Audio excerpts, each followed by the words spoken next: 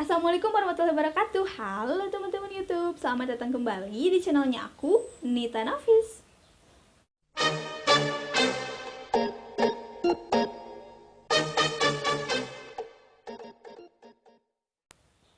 Teman-teman, di video kali ini aku bakalan ngebahas tentang apa sih perbedaan antara bahasa Spanyol Eropa dengan bahasa Spanyol Amerika Latin. Di sini kan katanya banyak kok kata kadang-kadang yang digunakan bahasa Spanyolnya ini, sedangkan di video yang lain yang digunakan bahasa Spanyolnya ini. Terus kok pelafalannya kok beda? Terus gimana sih? Itu sebenarnya pakai aksen apa gitu kan? So jadi di video kali ini aku bakalan ngebahas perbedaan-perbedaan itu. Untuk perbedaan yang umum aja ya. So, bagi yang penasaran, stay tune terus ya. Oke teman-teman, jadi untuk perbedaan antara bahasa Spanyol Eropa dengan bahasa Spanyol Amerika Latin, secara umum yang pertama itu adalah pelafalan.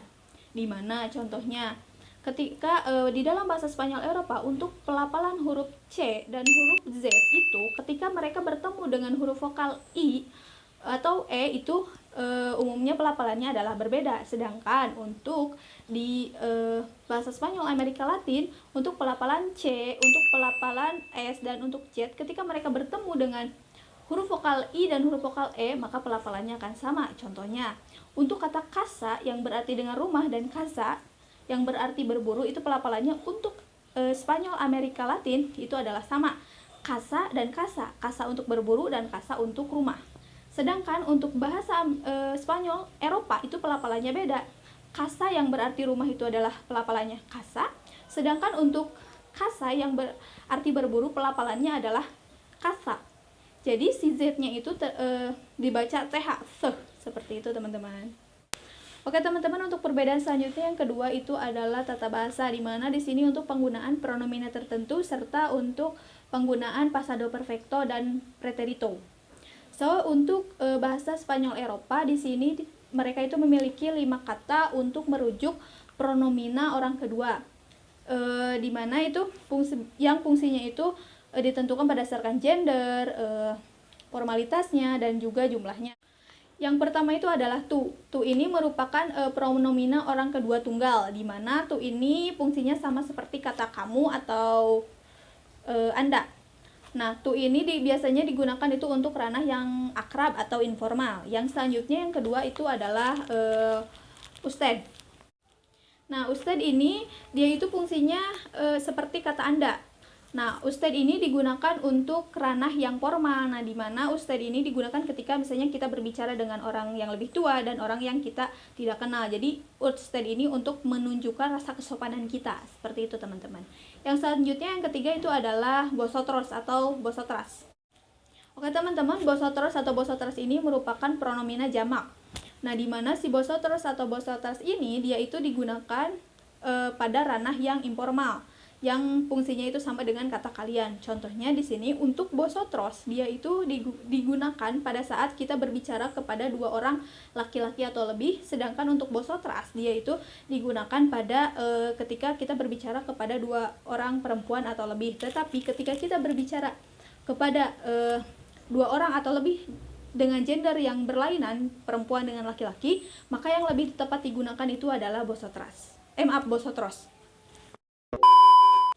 Selanjutnya ustedes. Ustedes ini digunakan pada ranah yang formal, tetapi juga fungsinya dapat sama seperti usted, digunakan pada ranah yang lain. Nah, si ustedes ini itu merupakan pronomina jamak, di mana fungsinya itu sama seperti Anda semua atau Anda sekalian. Seperti itu, teman-teman.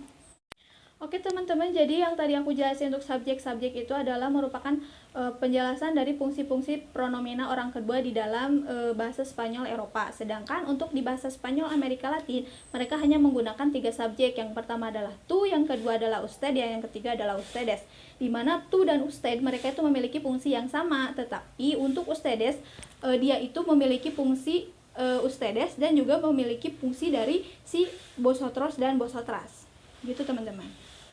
Nah, selanjutnya teman-teman, selain itu juga untuk penggunaan tenses atau kala pada bahasa Spanyol Eropa dan pada bahasa Spanyol Amerika Latin itu juga berbeda.